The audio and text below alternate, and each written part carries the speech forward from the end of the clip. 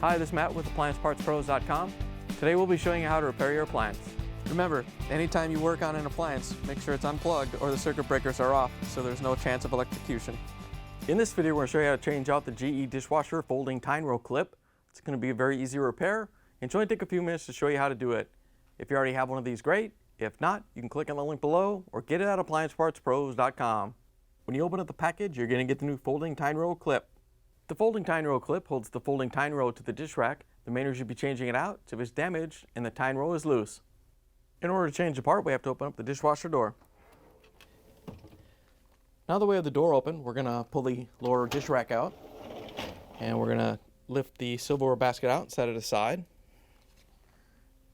Now that we have the silverware basket out of the way, we have access to the folding Tine roll clips. There's 4 of them across the dish rack.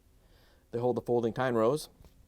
They're all changed out the same way. The only difference is you may have to push one backwards and one forward to release it from the rack. In order to get it out, we're going to take a couple of the folding Tine rows off of the clips next to the one that we're going to change to make it easier to get the Tine roll clip out. We're going to push on this part of the clip and then push forward on the folding Tine row to release it.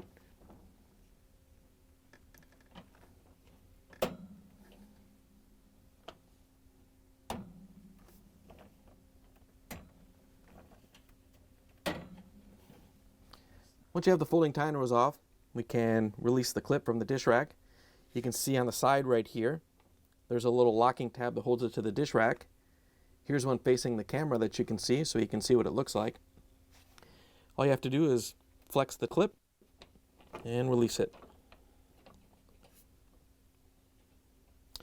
Once you have it free, you can look at the bottom and see which way the hooks go.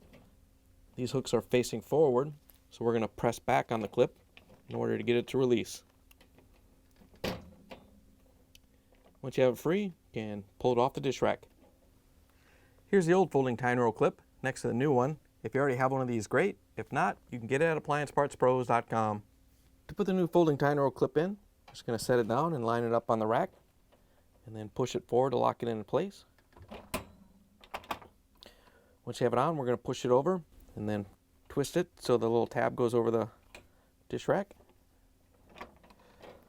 Once you have it installed, we can put the folding Tine rows back on.